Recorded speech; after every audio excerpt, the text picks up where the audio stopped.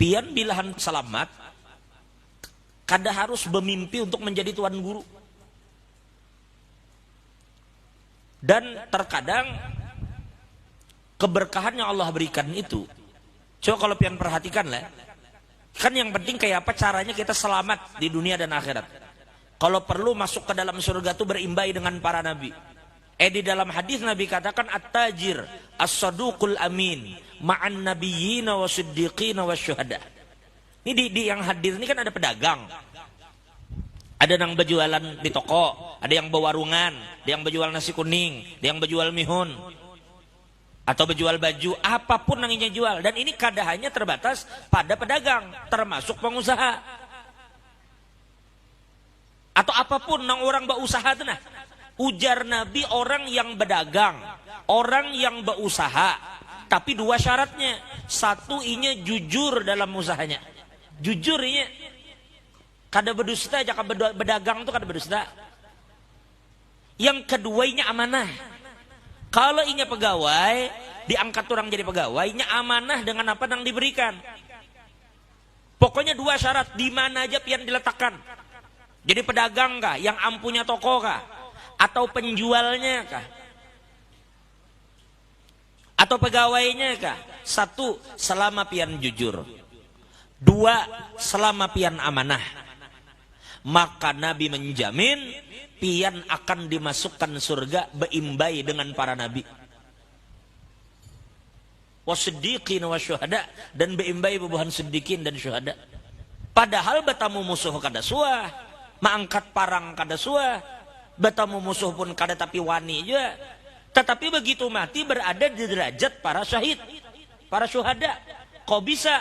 Sekalinya si Din di dunia berjaga toko aja, tapi jujur di dalam perdagangannya. Jadi jangan dipikir bahwa pintu keselamatan itu hanya melulu bagi orang yang duduk di atas sajadah.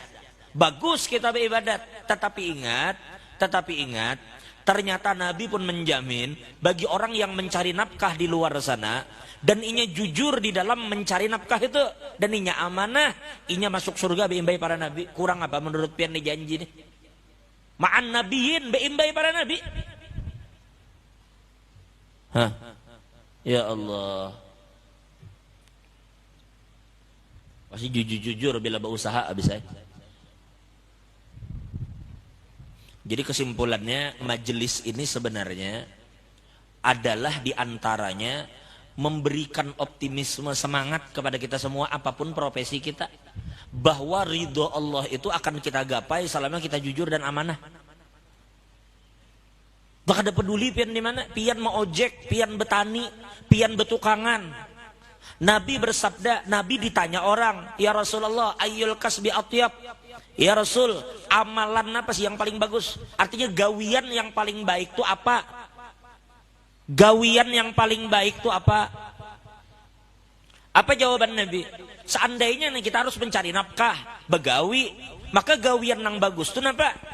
Sehingga kita mendapat nafkah, mendapat rezeki. Ujar Nabi, amalur rajul biyadih. Yang afdal itu adalah nafkah yang didapatkan dari hasil tangan seorang.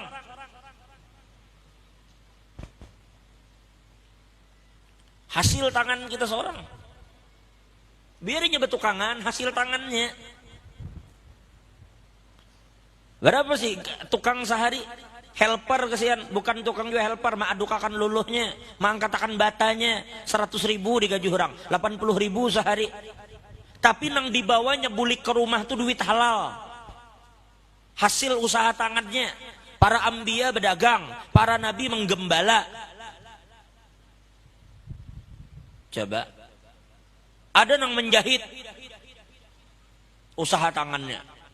Ada yang menenun, ada yang melunta iwak, ada yang bertani. Pokoknya usaha tangan seorang itu nang dimakan, itu nang berberkah, itu yang atyab, itu yang paling baik. Pokoknya hasil usaha tangan. Cobain copet lah. Jangan copet, hasil tangan. Jadi sekalinya copet. Ini yang halal. Baik. Yang kedua, tadi apa tadi, usaha tangan kita seorang lah, apapun itu, apapun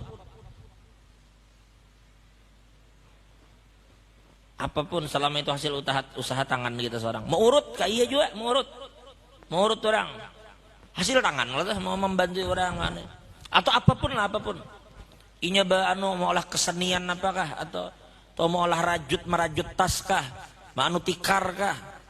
Wa kullu bai'in mabrur, dan setiap jual beli yang sesuai dengan syariat. Jual beli yang sesuai. Makanya ulun tuh kadang memperhatikan lah. Amun nasnya ada, kadang cuma ulun memperhatikan. Dari dulu ulun memperhatikan.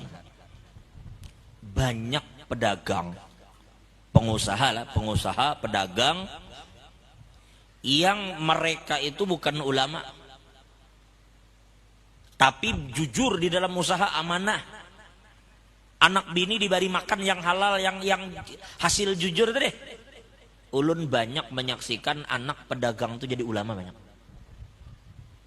Baik itu dari perguruan-perguruan kita atau dari kawan-kawan seangkatan kita. Ulun memperhatikan kadang-kadang, oh ini luar biasanya belajar, otaknya encer benar. Nang nyatanya belajar luar biasa, menonjol dibanding yang lain. Kenapa? Ternyata bapaknya adalah seorang pedagang yang jujur. Nyatanya biasanya pedagang ini kan identik dengan rezeki berlebih, biasanya kalau ada kekayaan, kalau lah jadi rilai orang sugih rilai karenanya pedagang, jadi pedagang sukses sugih. Ikam kadosa bepandir nang inya dermawan. Kejujuran dan amanahnya aja cukup menjadi modal masuk surga beimbai para nabi. Hanya bermodal jujur dan amanah, belum nang urusan pemurah nih lain lagi nih. Dan ulun kadang memperhatikan, wallahu alam, mungkin Ustaz Fiklah kadang-kadang bubuhan nang pedagang-pedagang jujur tadi, anak-anak sini bila sekolahkan ke pondok, sekolahkan ke mana, banyak nang menjadi anak-anak yang cerdas. Akhirnya menjadi orang bermanfaat, menjadi orang soleh, jadi ulama. Nyatanya ketika yang lain menukar kitab itu sebuting anak-anak orang sugih tadi kawan nukar 5-6. Nang bapaknya sukses berusaha, jujur nyatanya. Jujur. Nah jadi jangan dikira bahwa kejujuran dan sikap amanah kita ini kebaikannya hanya berhenti di kita. Kada, terus sampai ke anak cucu. Dikatakan yurzaqul aulad bi ta'atil ajdad.